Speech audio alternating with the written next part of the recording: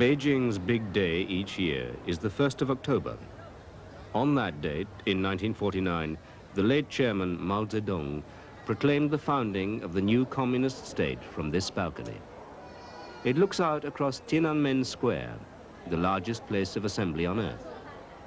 Every important political manifestation in the People's Republic of China happens here. Military parades in the era of tension with the Soviet Union or the West, the rampages of the infamous Red Guards during the Cultural Revolution of the 1960s and 70s, which set out to obliterate China's past. More recently, popular riots against the government. Holidays are rare in China, and the people, in whose name all this has come about, are out to enjoy themselves. Beijing, or Peking as foreigners once knew it, is theirs for the day.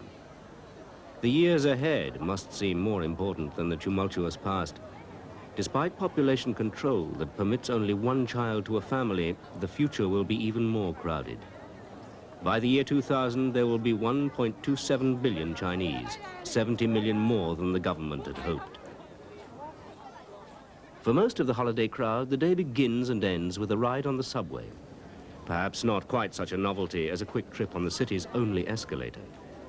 At the equivalent of 20 or 30 American cents, the Beijing subway is one of the city's best buys.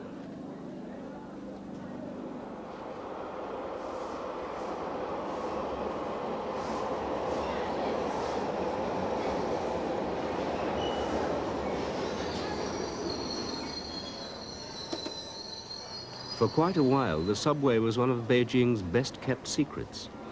There are two routes, both completely underground. One has 12 stations, the other 14. They cover totally different territory. But the authorities were slow to spread the word that, for the extra 10 cents, passengers could change from one line to the other. Once everyone understood how it worked, the only interchange became the busiest point in the system. The introduction of the subway has certainly eased up the transportation situation in Beijing. When we first set up the subway, we only carried about 70 or 80,000 people. Today, we can transport 1 million several hundred thousand people. That is about 10 or 11% of the city's traffic, roughly 7 to 8 million per day. Especially in the western districts, the improvements are obvious. Let the passengers off first, urges the banner at Beijing's mainline station. No chance of anyone on the subway taking much notice of that. The first discovery awaiting the holiday crowd when they change trains in the great capital is that the subway will bring them into extremely close touch with their fellow travelers. Some Chinese say that manners simply haven't been the same since the Cultural Revolution. The old values the Red Guards were so keen to do away with included everyday courtesy. Others say that children who are brought up alone become inconsiderate.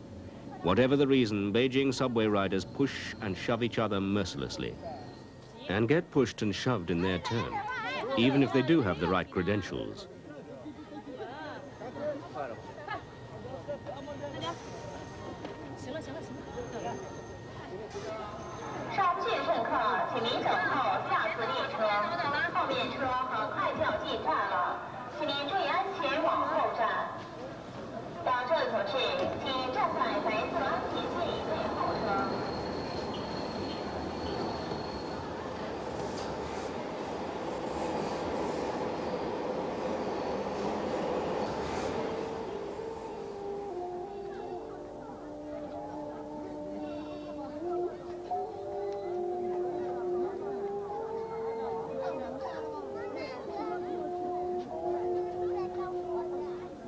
Historically, the rulers of Beijing have been better at keeping their neighbors out than at bringing them in.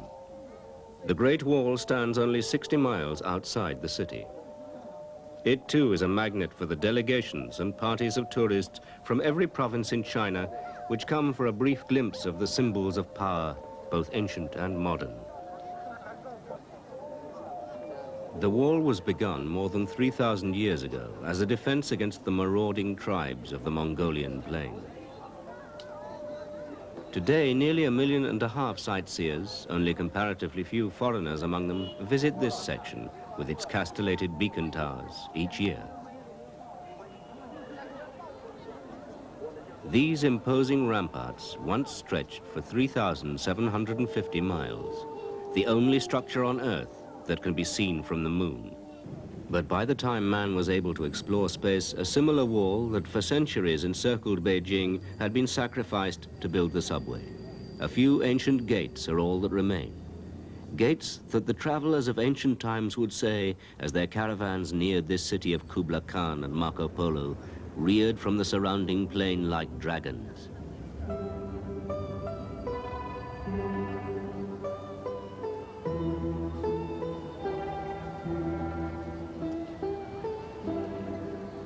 Lily Hallett was a schoolgirl when the walls of old Beijing came down.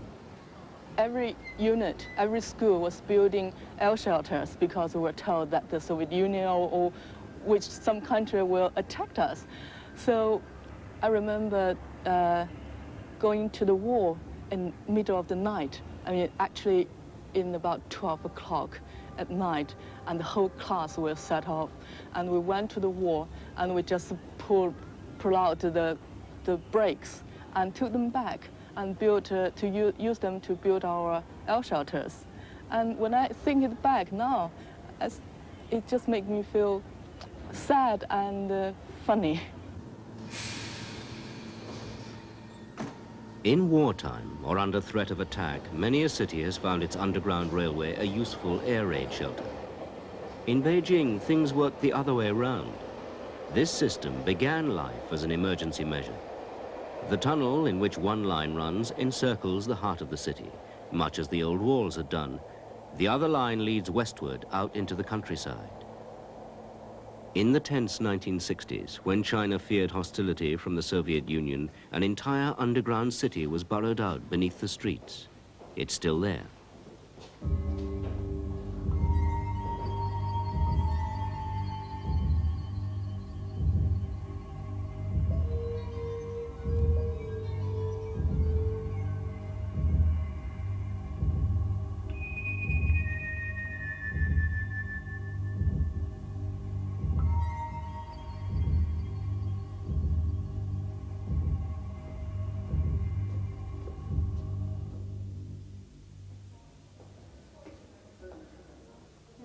When tension lessened, the present 25 miles of subway track was laid in the larger tunnels.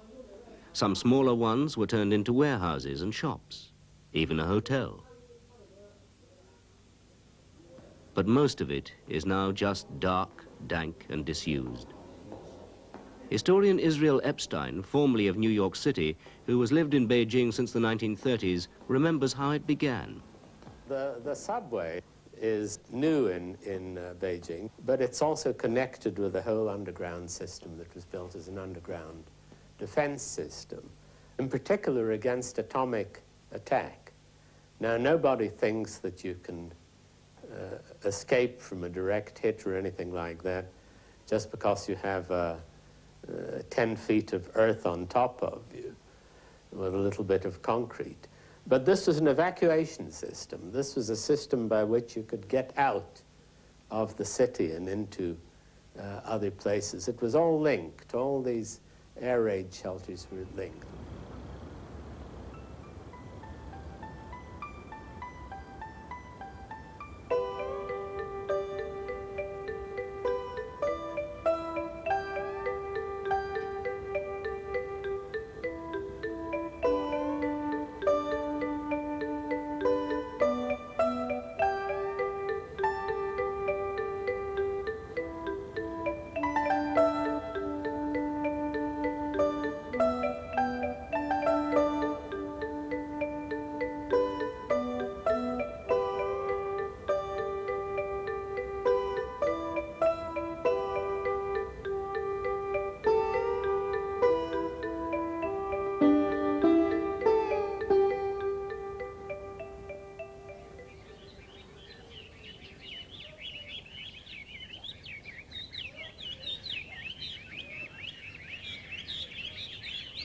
Like Tai Chi exercises, keeping pets was among the gracious pursuits banned during the Cultural Revolution. Birdsong was a traditional Chinese pleasure that is now in vogue once again. So enthralled do Beijing's bird fanciers become of certain performances that they tape record their favorite calls and trade them with other enthusiasts. Trade the birds, too. For under radical reforms to the socialist economy, free market trading is now legal and very popular. Prices are still supposed to be controlled, but the ancient Chinese art of bargaining made a speedy comeback.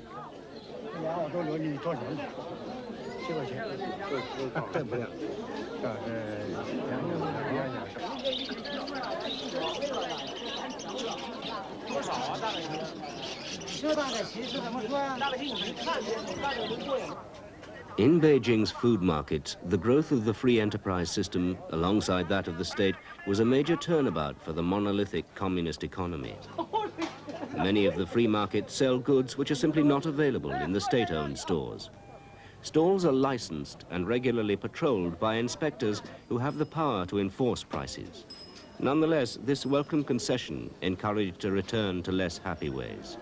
Corruption, one of China's endemic ills, was soon on the march. Prices were juggled, taxes evaded, bribes offered and accepted. There are at least 10 of these so-called peasants' markets in Beijing. Some 25% of all vegetables the residents buy come from them, even though the cost is much higher. The stall owners, farmers and small middlemen who cycle in from the outskirts every day are among the capital's new rich. Many of them might not be able to read, but they can certainly count. Other dealers specialize in second-hand objects, handicrafts, traditional medicine, clothing too, including the universal blue jeans. The styles are hardly original, although the labels often are. There is no sign, however, that the state-run department stores are going broke.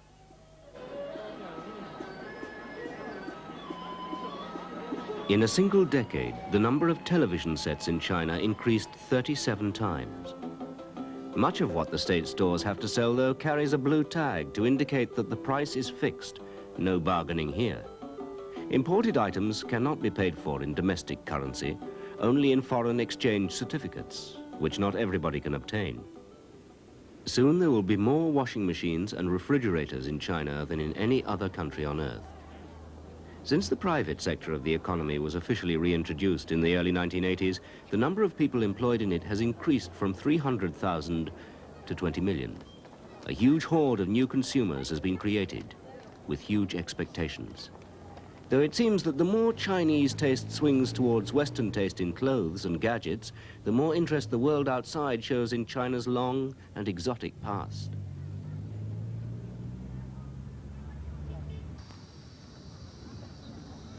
At the heart of modern Beijing stands the Forbidden City. The film, The Last Emperor, attracted thousands of foreign tourists.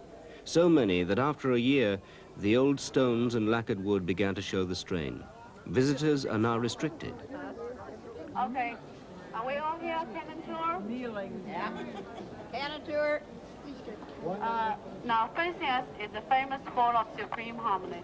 That's where the emperor, each emperor acceded the throne. And you see in the last emperor in the film, the young emperor was succeeded the throne inside this Hall of Supreme Harmony. And we will see here in the ground, this is a very big courtyard. And that's where you see all the officers and officials sitting there, bow to the emperor, to every new emperor. This great walled complex is not simply a museum. Some buildings are still in use. The pavilion where the Manchu emperors once received the envoys of distant and lesser powers has been restored to its original splendor. The present leadership also uses it to entertain distinguished foreigners. But the shade of the last imperial occupant of the Forbidden City enchants Chinese visitors as much as any others. Emperor Puyi ascended the throne in 1908. The invading Japanese turned him into a puppet monarch. After the Communist Revolution, he became a gardener and died in 1967. But he left a widow, his fifth wife, Li Shuxian, who remembers coming back with him here to the Hall of Supreme Harmony. The two of us would often go to the palace. On Sunday evening, we would always have a walk in Forbidden City. And he would tell me about when he was little. The palace in the past was built by the emperors and the prime ministers for the emperors to live in. Since Fu Yi left the palace, the people can also go there sightseeing. That is a good thing, isn't it? Now, just as in the days of the imperial dynasties, there is a very different Beijing outside the vermilion walls of the Forbidden City. Within a few yards of that archaic splendor, people cram together in what comfort they can.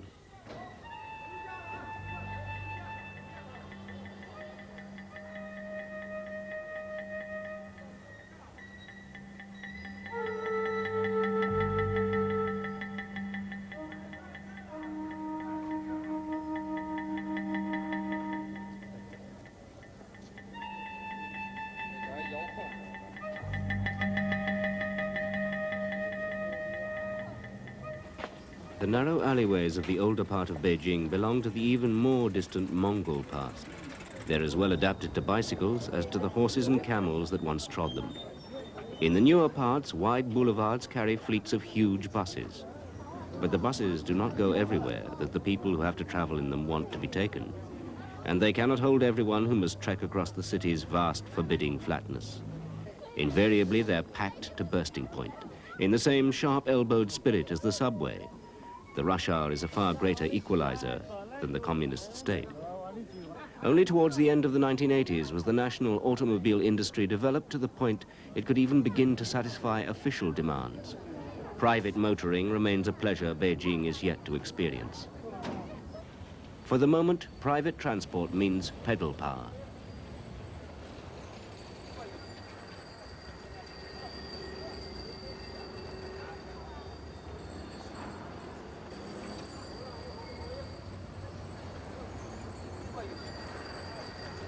Day and night, the bicycle bells tinkle like wind chimes. Straight and flat, these tree-lined avenues that slice the city into its many segments make ideal bike paths. Just as well, for until car production catches up with the washing machine output, there's only one dependable way for people in Beijing to get around. And not just people.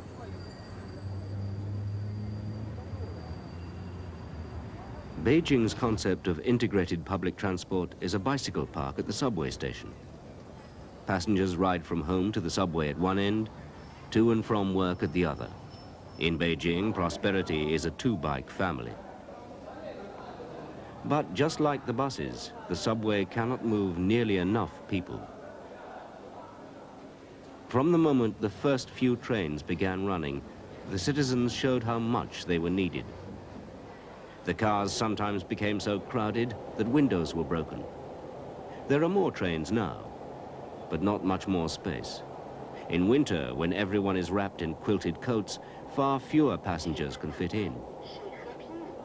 Although so many travelers live or work far beyond the reach of the existing lines, only another 8 miles are under construction.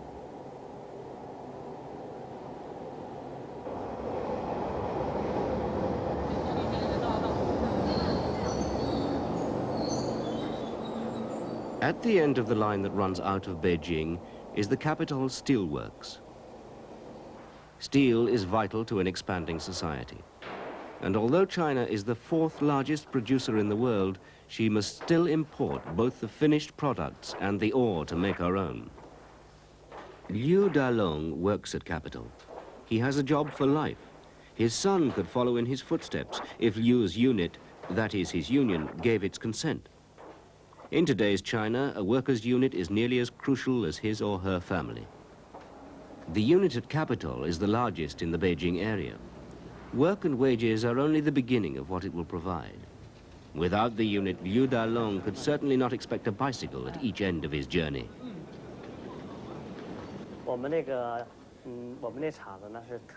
Our factory is a special steel factory. I work in a workshop here. Every day, I ride my bicycle to the subway station. Then I go by subway. First going to or coming from work, I take the subway together with my colleague. We can chat together, talk about our families. Also, most of the time in the subway, I read a book or a newspaper. Now we have 2 rooms. The monthly income of my wife and me is quite a lot. So we have been able to buy many things in the last 3-4 years. I think the things in our home are quite ideal. Every day, when I come home, I feel that my life is very comfortable. We have a television set, a video recorder. My son plays the electronic piano every day. Life is very peaceful, happy, and comfortable.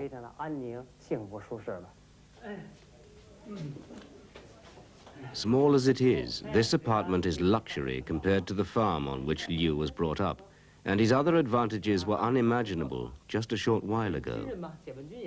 In 1949, when the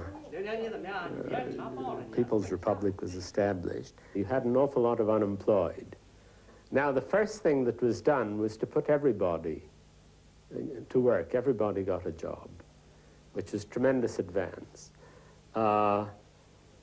And they not only had a job, but the unit, which means the organization, the office, the factory, government organization, whatever they were working for, took care of their housing and various things like that. So the unit became very important because the unit was your social security, the unit was your link to work, it was your link to whether you had a place to live or not. So you really were part of the unit. The Beijing Subway Corporation unit has about 9,000 men and women. Each year, some 500 more apply to join. About 100 are chosen. Many senior members, like this station mistress, received their railway training in the army. Society demands that we continuously improve the quality of our service. So many people want to use our subway and reach their destination happily and safely. It means that every attendant must work according to our checking system, according to the moral standard of his post, the teachings of capital consciousness, and of professional morals. By improving our quality of service, we will increase social benefits. This will enable the passengers to come here happily and to leave satisfied.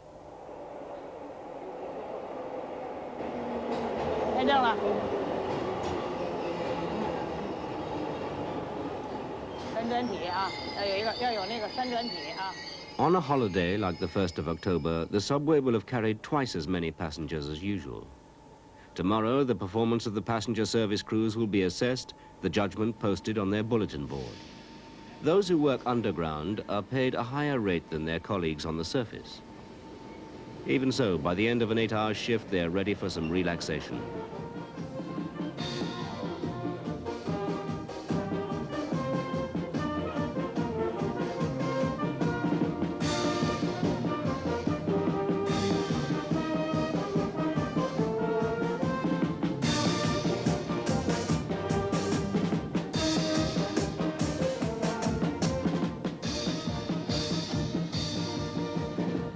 The unit did not forget those who had to spend the great national holiday on duty.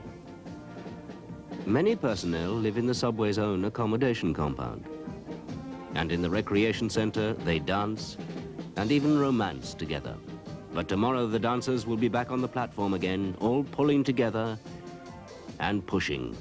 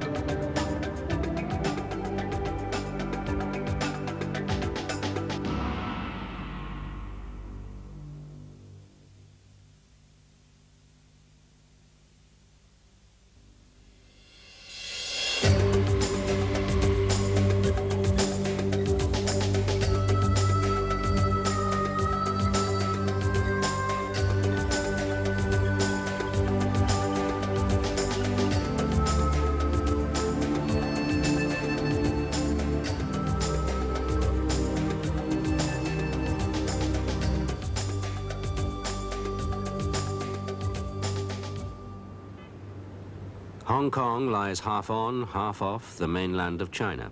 To the south, Hong Kong Island. To the north, Kowloon, meaning 9 dragons, after the hills behind it. The territories there and the island have been a British colony since 1842, leased as a trading post for opium merchants, the drug barons of their day. In between the two centers, an arm of the China Sea forms a splendid sheltered harbor that originally attracted those 19th century empire builders. Today, the only arriving imperialists Hong Kong attracts are the corporate moguls with designs on new and untapped markets. This is Asia's Manhattan, teeming, noisy, vigorous, greedy, fortified by towers of wealth and pleasure.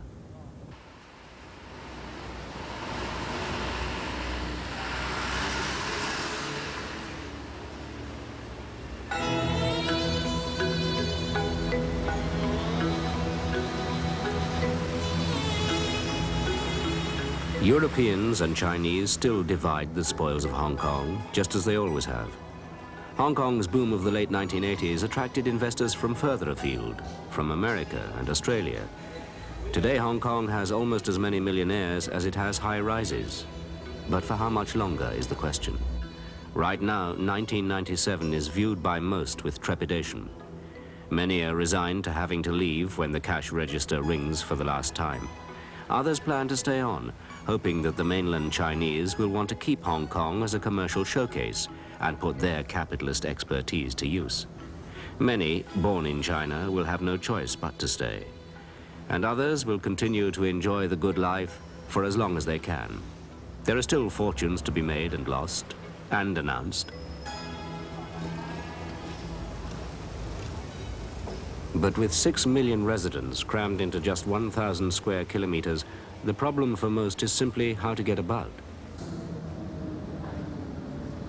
On weekday mornings, it seems that the majority want to change trains at Mong Kok, one of the busiest stations served by Hong Kong's subway, the mass transit railway. Here, commuters can transfer from one line to another without even leaving the platform. Each station is individually color-coded to ensure even the most bleary-eyed make the right connection. Every day, 1.75 million passengers, workers, shoppers, tourists, pile aboard the gleaming cars. On holidays, the traveling load has been known to rise to as much as 2.25 million. As above ground, the crush here can be severe, with scant regard for the universal rule of let the passengers off first.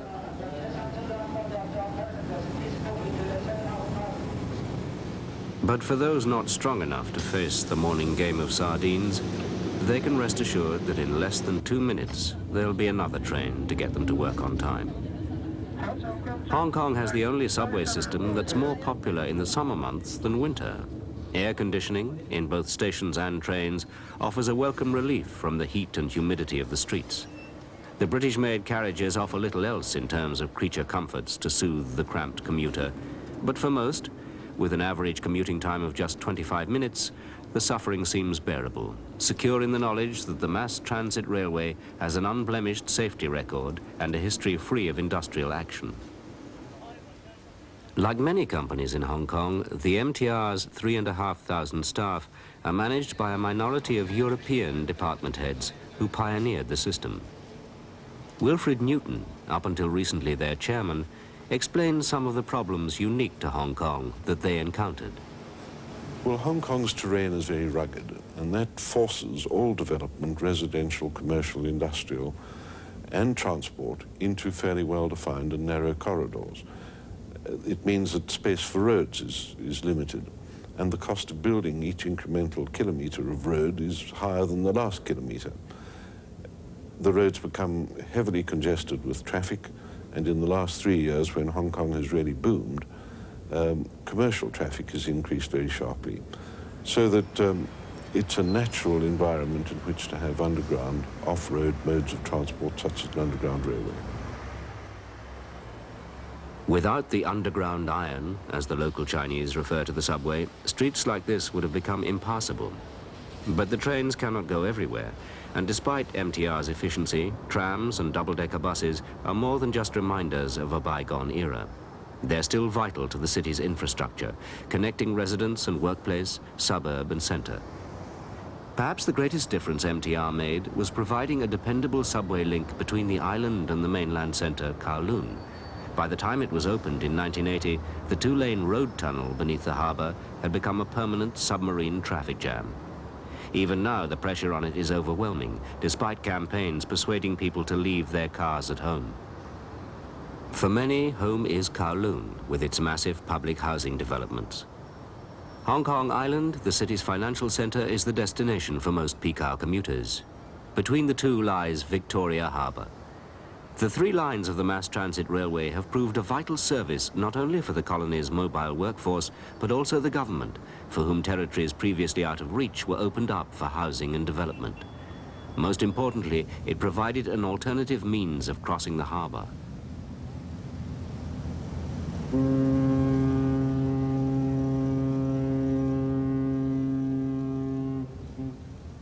Hong Kong means fragrant water. Not even the city's fondest admirers would think that appropriate now. A new container terminal has helped make it one of the world's busiest ports in terms of cargo volume. The shadows of the old tea and opium clippers have long been chased away, and even the junks now spout diesel fumes, their graceful sails little but a memory, their anchorages filled with yachts called Cash Flow and Gold Standard. It's only the annual typhoon season that intrudes to slow the daily passage of marine traffic through the busiest harbour channel in the world. But there is a constant reminder of yesterday's more easygoing city in the green, double-ended little craft that butt their way across the harbour in all weathers, the hardy Star ferries. Meridian Star, Eastern Star, Rising Star. The practice of giving them heavenly names goes back to the company that got the cross-harbour concession well before the turn of the century. Once the Star ferries were the only way to get from the island to Kowloon, but virtually overnight they lost nearly a quarter of their business to a competitor for whom Hong Kong's weather was of less importance. It was, however, the fear of floods that determined the unique design of the MTR's carriages, the so-called dragon trains. Open at both ends, passengers can evacuate from a stranded train by ramps lowered at either end, protected by massive floodgates that seal the tunnel itself. Most of the other design factors were determined by the requirements of maximizing space. Over 300 people can fit into each of these cars, fewer than 50 can sit.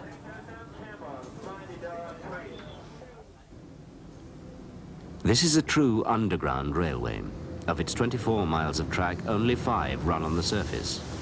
The Island Line is the most recently built extension. Here, the problems of engineering so close to the foundations of some of Hong Kong's largest structures were acute. Cut-and-cover methods of tunneling were impossible, and digging had to be completed underground. But, like the other 2 lines, it was finished within budget and some 7 weeks ahead of schedule. The 2 transfer stations, Admiralty and Central, are now the most popular destinations for office-bound commuters who are transported from noisy street via muted walkway into the heart of the city. This is Hong Kong's Gold Coast, the world's 3rd largest financial market that came of age in the boom of the early 1980s. Then, a bold vision of the future and the confident declaration of a gilded city-state.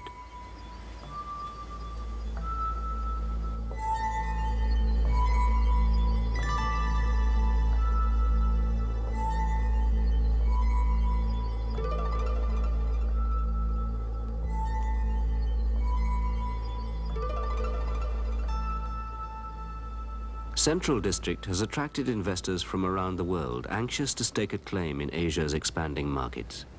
One of the biggest investors has been Hong Kong's communist neighbors. The new Bank of China was designed as the world's tallest skyscraper to assure the colony that there would be little change after 1997 when they take over. But the city's brokers might need more convincing evidence. For many, property formed the foundation of their burgeoning empires. One of the largest developers is a company whose primary business is transportation, the Mass Transit Railway Corporation. All our shares are owned by the government, but we operate very much as though we were a private sector company. And we are required, in terms of our ordinance, to operate in accordance with prudent commercial principles, and we are required to ensure that without subsidy of any kind, our revenues exceed our expenditures. That means the controls upon us are competition, the balance sheet, the profit and loss account, and the cash flow statement. This approach, unique when compared to their international counterparts in public transport, has earned the MTR a blue-chip rating on the stock exchange.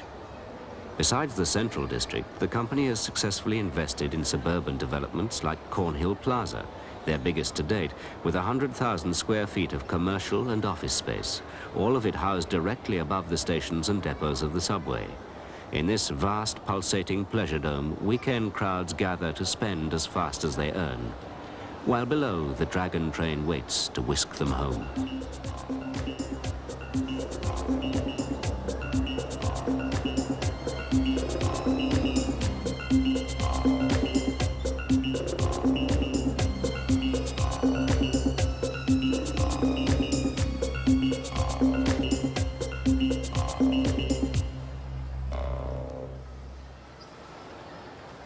When you build a railway in a densely developed urban environment, you create airspace above the stations, you create airspace above the railway depots and yards, and it makes sense to use that airspace.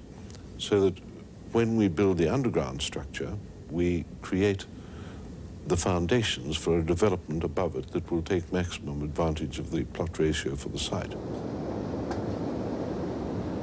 Heng Fa Chun, which means Almond Blossom Village, has 6,600 flats in high-rise buildings. It doesn't look much like an Almond Blossom Village, but that's being very successful indeed.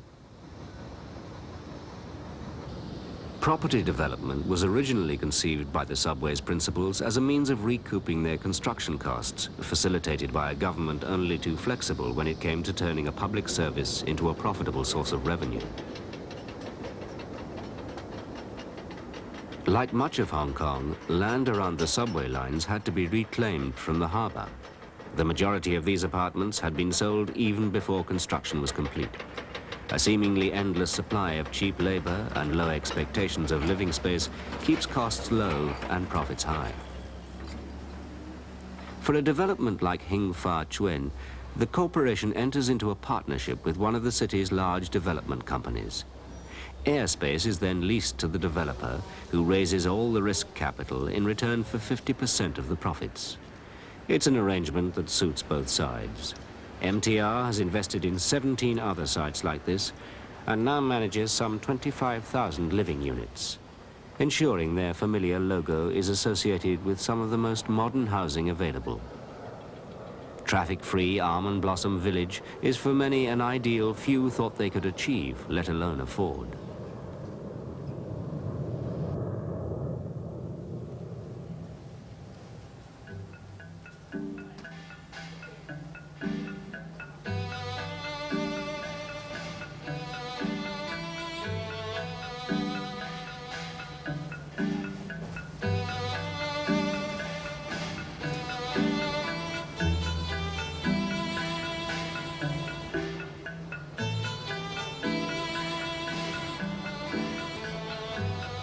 By the early 1970s, 50% of Hong Kong's population was resident in public housing projects.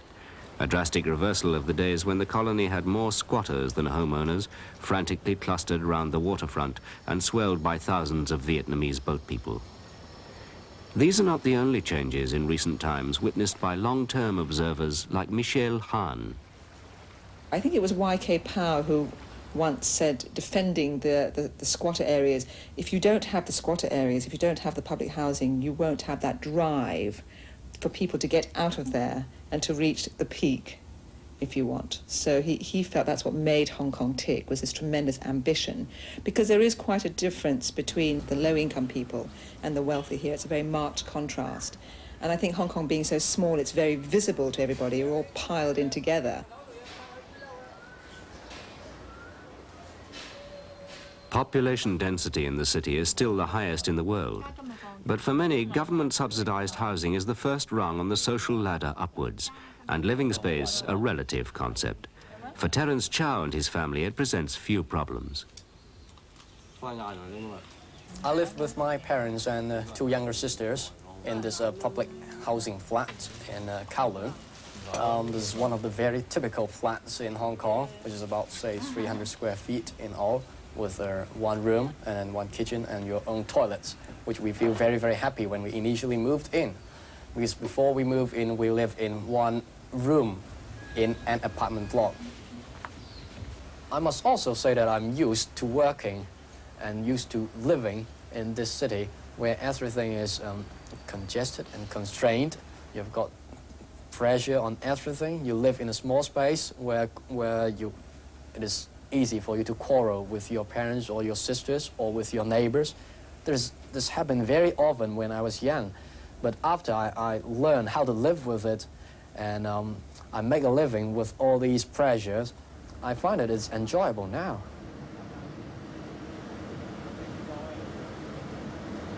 For the coming, say, 5 to 10 years, I would think that I have got to work harder and harder to improve my living condition and try to become a professional and then try to get settled down with a better living environment, better standard of living, and then at least a sort of good steady income that my parents can rely on after they retire.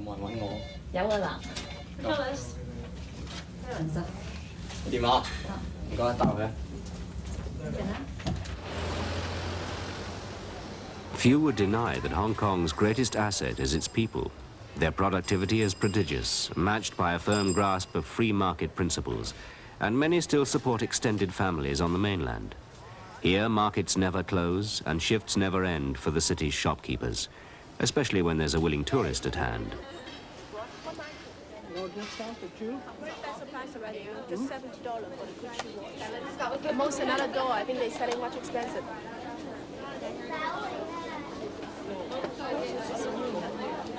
You need the boxes? Yeah. The real one costs very expensive, that one. Sure. See the diamond. It's very cute, yeah. Get one more. Okay, get it. Which one? Got one? Yeah, I charge. Stanley Market is still the favorite spending destination for most visiting Guailos or tourists. There are not as many bargains here as there once were. Many of these items, made in Hong Kong, are exported at comparable back-home prices. Nonetheless, the range is impressive and prices negotiable. As well as the usual electronic toys, there are the usual designer labels, not all of them genuine. The government tries to control the manufacture of forgeries. It cannot control the instinctive human urge for a haggle or a bargain.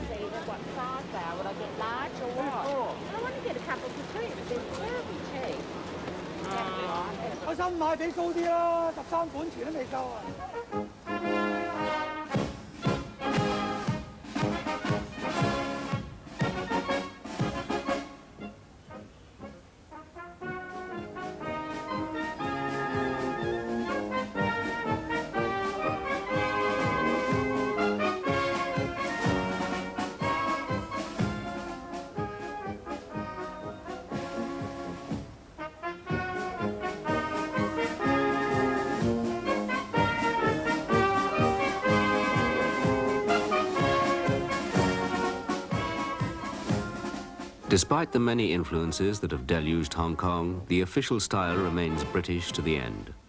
There's no real military presence here, an occasional warship in the harbour, or a band at the church bazaar. Hong Kong could not be defended for a day if the Chinese decided not to wait until 1997. Since the students' revolt, none could ignore that possibility. But still, Hong Kong Chinese look to a British government to represent their political interests and protect their economic stability. Even while the colonial banners are still at the mastheads, the People's Republic have let it be known that they will be moving into the old courthouse, now dwarfed, like Government House and other symbolic edifices, by the Bank of China. How much further they will go, few can anticipate with certainty.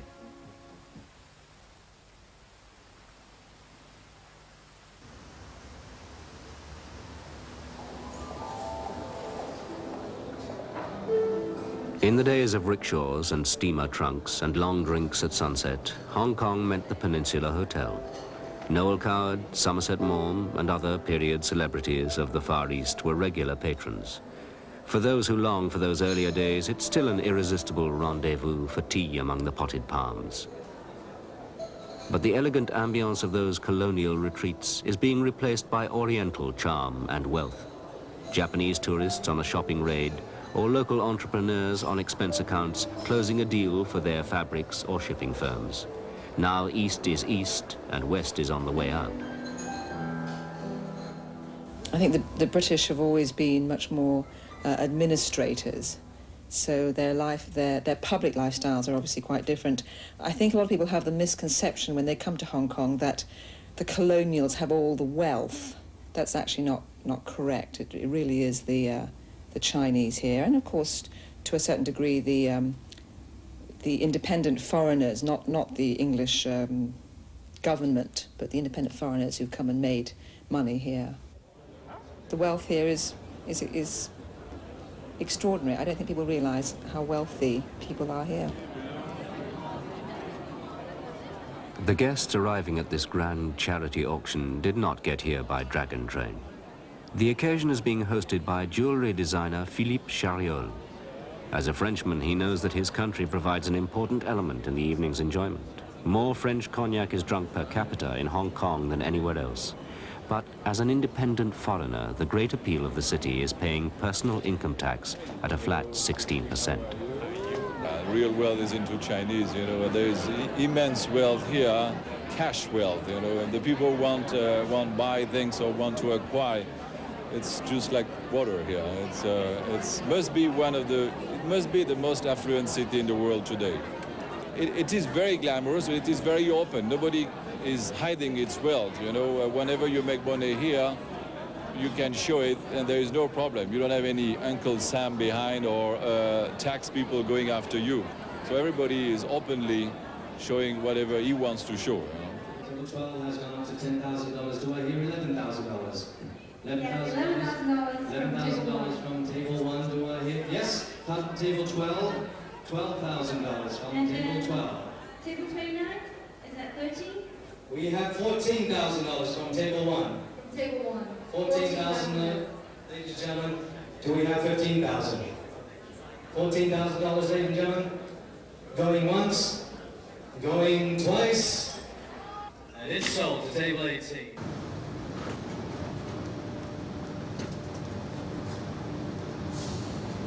For the evening rush hour commuters, they too will have a chance to do some late night shopping, even before they leave the station. In its imperative drive for profit, the mass transit railway has neglected few opportunities. Not only the train interiors, but the platforms, the concourses, even the tickets themselves carry advertising. The posters that plaster the station walls are very much what is to be found in any system around the world, except that here they're in a variety of languages, European and Oriental, and everywhere. But the concessions which turn the concourses into shopping arcades are almost as varied as the markets in the streets above. There are underground cake shops, boutiques, travel agents, dry cleaners, tobacconists, and florists. And of course, the essential accessories stocked in such profusion in shops on the surface. This will shortly be the first subway system on which portable phones can be used. To date, we've realized about 3 billion Hong Kong dollars in property profits. And ultimately, we expect to realize about $4 billion, which is a very useful contribution to the cost of constructing the railway. Our advertising and other sources of revenue bring in total a little over 10% of the fare revenue. In other words, the fare revenue at 100%, the others bring it up to about 110, 112%. So it's very useful. While the extra revenue does not yet subsidize fares, this is still a cheap system on which to travel. The maximum fare is just 6 Hong Kong dollars, about 75 US cents. Not surprisingly, Hong Kong's mass transit railway is being looked at with great interest by other cities. Few have matched their ability to reap profit from public service.